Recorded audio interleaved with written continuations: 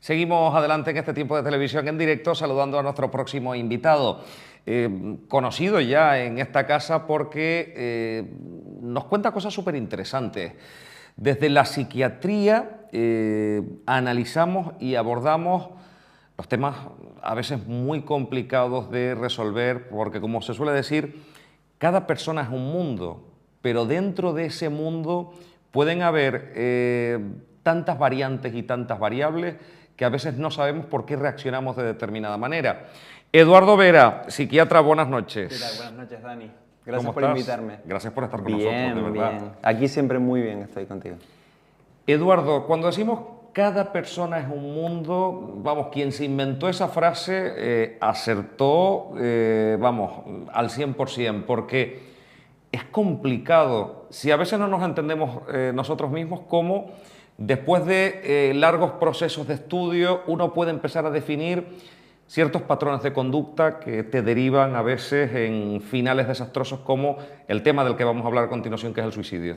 Yo siento mucho tener que hablar sobre un tema tan duro como el suicidio, hasta a mí me cuesta hablar sobre ello, pero creo que es necesario ya levantar el... Hay un tremendo bulto que tenemos oculto en una alfombra y hay que levantar y empezar a hablar sobre ello porque en contra del pensamiento popular de que hablar de suicidio puede empeorar la situación o directamente no queremos levantarlo porque es un tema duro de tratar, pues hay ciertos factores de riesgo que se pueden prevenir y sería muy interesante y muy necesario que empezáramos a hacer pues, estudios sobre el suicidio en cada una de nuestras comunidades, ver cuáles son los factores implicados, factores de riesgo implicados en cada una de las situaciones e intentar hacer una intervención sobre todo preventiva, también asistencial, porque hay mucho que cortar también a nivel de estructuras sanitarias, ya sea hospitalarias o comunitarias, pero a nivel de prevención hay muchísimo campo que recorrer y faltan muchas cosas. Falta un plan de prevención nacional del suicidio, por ejemplo. O sea, no tenemos plan. No, o sea, tenemos un teléfono, que es el teléfono del suicidio, sobre todo por la cantidad de casos que han sido brutales. Estamos hablando de una de las principales causas de muerte no natural. Exacto.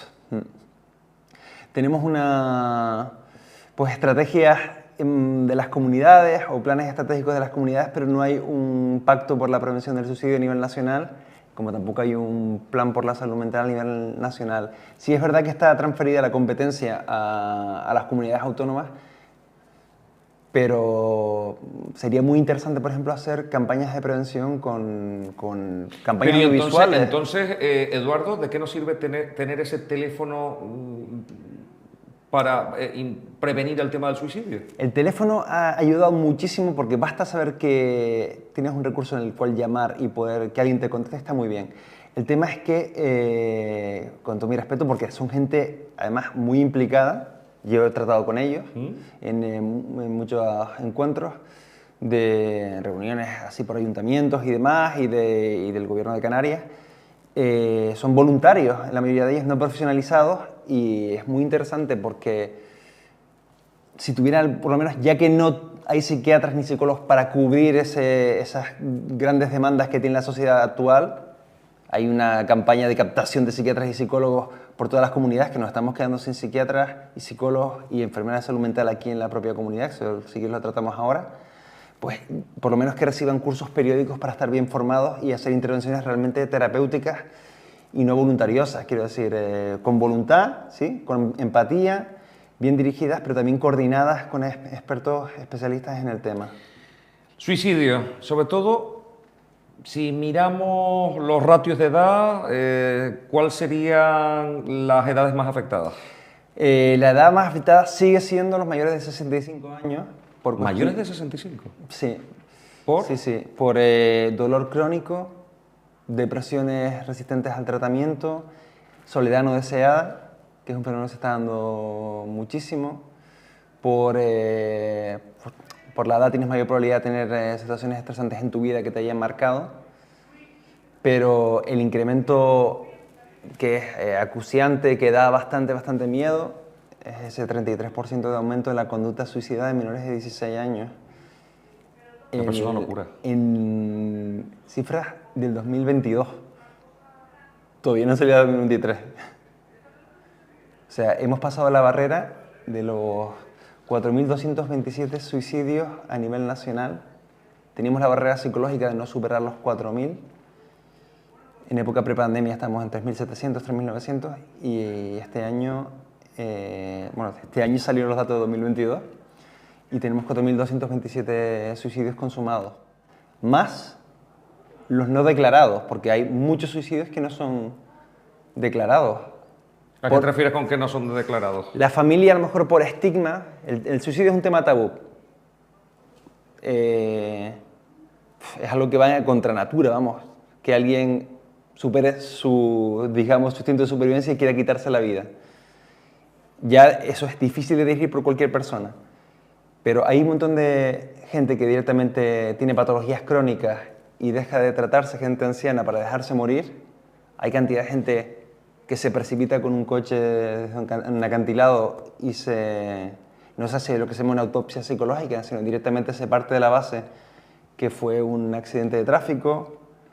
Hay gente que hace sobredosis medicamentosas y se declaran como muertes accidentales, porque es un tema muy, muy escabroso. Date cuenta que si nosotros activamos un plan de prevención de suicidio, hiciéramos una autopsia psicológica, tendríamos muchos más casos de los que se declaran. Y los políticos son conscientes de eso. Si haces un plan de prevención riguroso, el primer año pueden aumentar los suicidios y no es un aumento de suicidio real igual, porque a la vez que lo estudias más puedes hacer estrategias de prevención, sino es directamente que detectamos bien los casos, intentamos incluir a todos los casos.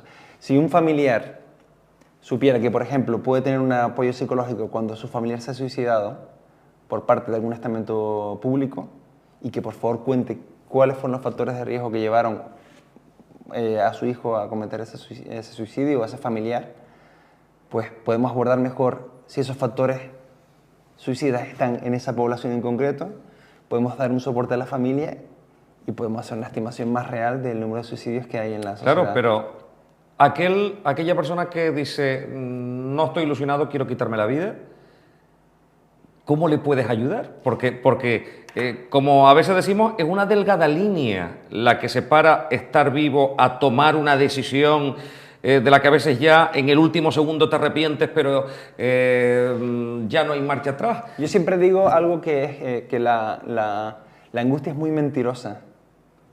Te hace pensar que no hay un mañana. Yo he tenido gente que ha hecho barbaridades en urgencias atendiendo gente que directamente se había salvado porque se le había roto la soga por sobrepeso. O sea, el sobrepeso a veces ayuda. Se le había roto la cuerda, había caído al suelo y se había desmayado y venía con la marca de la soga en el cuello. Y a los 3-4 días reflexioné diciendo, me equivoqué. O sea, o igual era una depresión muy grave, la trataba, que también es muy interesante que tengamos, uno de los puntos a incidir sería tener, porque la depresión es el trastorno mental que más se relaciona con suicidio, unidades de prevención o unidades de depresión resistente, porque hay muchas depresiones que no mejoran con tratamientos habituales y deberíamos tener, al menos en los hospitales... Está claro que la salud mental, los ciudadanos le estamos reclamando a los gobiernos, a las instituciones públicas. Queremos más recursos, queremos más profesionales, porque es que hay una ausencia total de profesionales, lo acaba de apuntar Eduardo. Es decir, ahora mismo faltan psicólogos y psiquiatras, me habías dicho antes. Sí, si te dijera las cifras, alucinarías. Quiero hablar de cifras.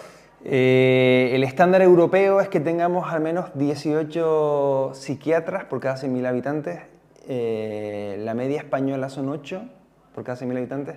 Creo que Canarias tiene 5. O sea que estamos en las antípodas. Sí, y lo peor es que el 30% de los psiquiatras de toda España, pero aquí lo vamos a vivir en 3-4 años, se jubilan de aquí a 5 años. Y hemos perdido mucho talento, mucho psiquiatra que ha ido fuera porque, claro, meterte en esta batalla es...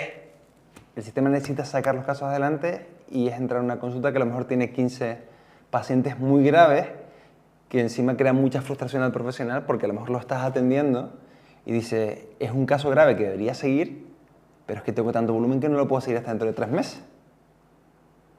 Entonces, hay que hacer algún tipo de estrategia. Es que ¿sabes qué pasa? Que hay una parte de la sanidad que es como la cara B, de la sanidad, que es la psiquiatría, que hablamos mucho de los quirófanos, cuánto necesitamos de listas de espera, pero es que hay un montón de gente que necesita tratamiento, terapias, gente joven y que no saben por dónde empezar, porque dices tú, ¿qué voy al médico de cabecera? ¿Qué me va a decir el médico de cabecera? ¿Me va a derivar a dónde?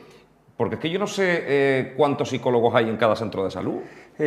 Psicólogos, hay un proyecto piloto que hay 7 centros de salud, si no me equivoco, 7, hoy lo hablamos en el Congreso de Medicina de Familia, 7 centros de salud con un proyecto piloto que tienen psicólogos. Las intervenciones, yo abogaría más a nivel técnico de que fueran grupales, que hubiera enfermedades de salud mental para hacer intervenciones específicas, como talleres para la ansiedad y demás, para limitar el acceso asistencial, porque es muy difícil que un médico de familia que tiene a lo mejor 30, 35, 40 pacientes al día, atienda en 10 minutos un paciente con un trastorno mental. Es difícil para mí, que a lo mejor tengo 45 minutos, para un médico de familia. Es que tú tienes que hacer una evaluación. Sí, una evaluación tienes que tener también, es decir, nosotros nos quemamos. O sea, nuestra propia salud mental está en juego muchas veces. Si me vale el símil o la analogía, el tema de, diciendo, atienda rápidamente a la gente que está infectada por COVID, y decían, sí, pero es que nosotros no tenemos EPI, decían los médicos de urgencia. Nosotros también tenemos nuestra salud mental en riesgo, la estamos poniendo en riesgo, de hecho, para atender a nuestros pacientes, porque tenemos que mantener la empatía, intentar no quemarnos, y es un trabajo que no es fácil, ¿eh? Estamos todo el día yendo a problemas de gente, y bueno, yo de todas formas tengo una visión esperanzadora, porque la verdad que me encanta mi trabajo y veo que realmente funciona, pero siento gran impotencia como presidente de la Asociación Canaria de Salud Mental de que a veces se establezcan, haya políticos que tengan el temor a dar un paso más allá en lo que es aplicar estrategias de prevención. Por ejemplo, ¿tú crees que ahora que tenemos una Dirección General de Salud Mental que ha sido creada por el Gobierno de Canarias, hay que dotarla y hay que empezar a crear una estructura lo suficientemente sólida pues para que empiece a ser efectiva? Es decir, está todo por hacer.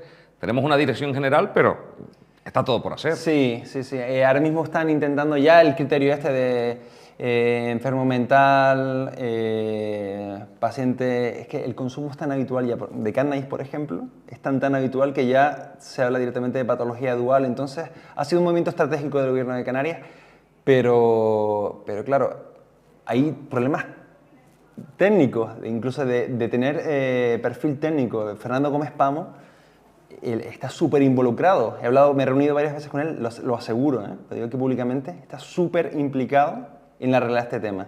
Pero solo una chorrada, como que las historias de los centros de salud mental, los centros de primaria y los CAD, los centros de atención a las drogodependencias, esté unificada, es un follón impresionante. Solo que llegues tú y no empiece a ser la historia, sino que tenga comentarios de los compañeros y el paciente tenga un tratamiento, una visión longitudinal, pues te dicen, bueno, esto vamos a sacar a subasta, vamos a ver cómo articulamos, o nosotros ya compramos este programa, se nos caduca la licencia dentro de 3 años, cómo lo articulamos con el otro, solo eso. Luego el tema de decir, vale, ya formalmente tenemos, digamos, un paraguas donde montar un gran sistema de salud mental. ¿Dónde están los profesionales? ¿Los estamos perdiendo por el camino? Que a mí me parece tan básico porque siempre pensamos, la persona que tiene una depresión, pero es que puede sufrir un accidente, tienes que hacer una valoración si esa persona va a cambiar su vida, un aspecto traumático, alguien que quiere cambiar de sexo, es que todo pasa por la salud mental. Entonces, lo que no entiendo es por qué no se fabrican, igual que tenemos que fabricar un catálogo de policía, de administrativos y demás, de médicos. Mira, por ejemplo, me encantó antes la entrevista que hiciste, hablando de salud física, de nutrición, de cuidarse. La salud mental era tan tabú que no se ha hecho prevención nunca de salud mental hasta que nos ha pasado lo del COVID. En ese sentido ha sido una oportunidad para empezar a hacer prevención. Hay un gran debate sobre lo que suponen las redes sociales. Por ejemplo, ¿cuántos psiquiatras se fabrican en Canarias cada año? Fabricados, por decirlo así, digamos. ¿Qué decir? Que salen de la unidades universidad. docentes, teníamos 2 por. En la provincia de Tenerife salían 4 por año y dos psicólogos clínicos por año. La demanda es mucho mayor. Creo que se cambió hace 2 años y un año le tocan 3 residentes a un hospital, el año siguiente 2, pero bueno, esos acaban de empezar el año pasado, no salen hasta dentro de 3-4 años.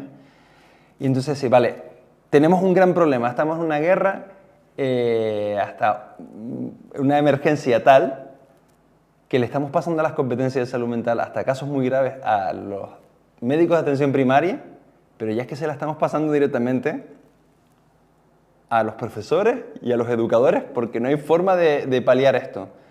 El reto de las nuevas tecnologías y demás. Entonces, antes de meternos en el asistencialismo, ya que tenemos esta oportunidad y que los planes de prevención tardan 3-4 años en ver sus efectos, vamos a ver si articulamos planes de prevención. En ese sentido hay propuestas interesantes. ¿Por qué no tenemos una campaña antisuicida como las de tráfico? Por ejemplo. A nivel nacional. ¿Por qué no...? Que además, que tendrían que ser súper impactantes como aquellas campañas de la Dirección General de Tráfico de los años 90. Sí. Que nos llamó tanto la atención. Por lo menos que impacte tanto el decir, oye, no calles. La única forma de que podamos abordar esto es que digamos que existe. Porque negamos la existencia de algo que es la primera causa de muerte en población joven, menor de 40 años. O sea, más que los accidentes de tráfico, más que la violencia de género, que es algo muy importante también. Y sobre todo ocurre en el primer mundo, tenemos todo. Tenemos mejor salud, tenemos acceso a todo en la vida y justo es donde más casos suceden, en el primer mundo. Es que tenemos un gran problema que lo tienes ahí en la mesa, que se ¿Esto? llama el salto de la tecnología en los últimos tiempos ha causado unos cambios a nivel cerebral alucinantes. O sea, el reclamo de atención continuo de un dispositivo móvil, de las tecnologías es tal que está cambiando la forma de funcionar de nuestros propios circuitos cerebrales. O sea, hay gente que está súper... Nosotros hemos vivido otra época, ya teníamos nuestros circuitos neuronales, por decirlo así, ya más o menos desarrollados, pero los pibes de hoy en día están acostumbrados a recibir estímulos continuos, gratificación instantánea, gratificación sin esfuerzo, y hay mucho grado de frustración, mucha impulsividad, mucho TDAH que no es...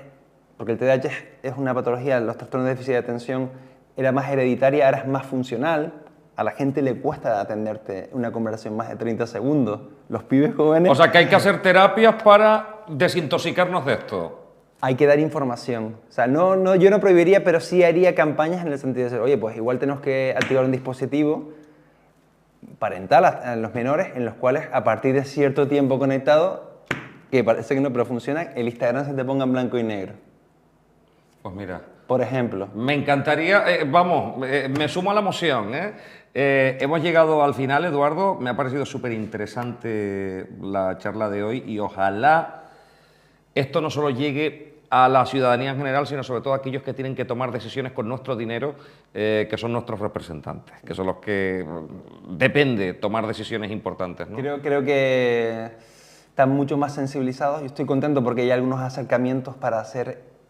A veces el político te dice, justifícame esto que yo quiero hacer. Pero en ese sentido los políticos están acercando para que directamente tengamos un protagonismo y una relevancia a nivel técnico, de construcción, y a nivel humanista de ayuda a la población general. Eduardo, te veo próximamente Sí. para seguir hablando de más temas de salud mental. Gracias, de verdad. Muy amable, Dani. Nos vamos hasta la publicidad porque a la vuelta entramos en la recta final del programa de hoy hablando de redes sociales y también con música. Así que...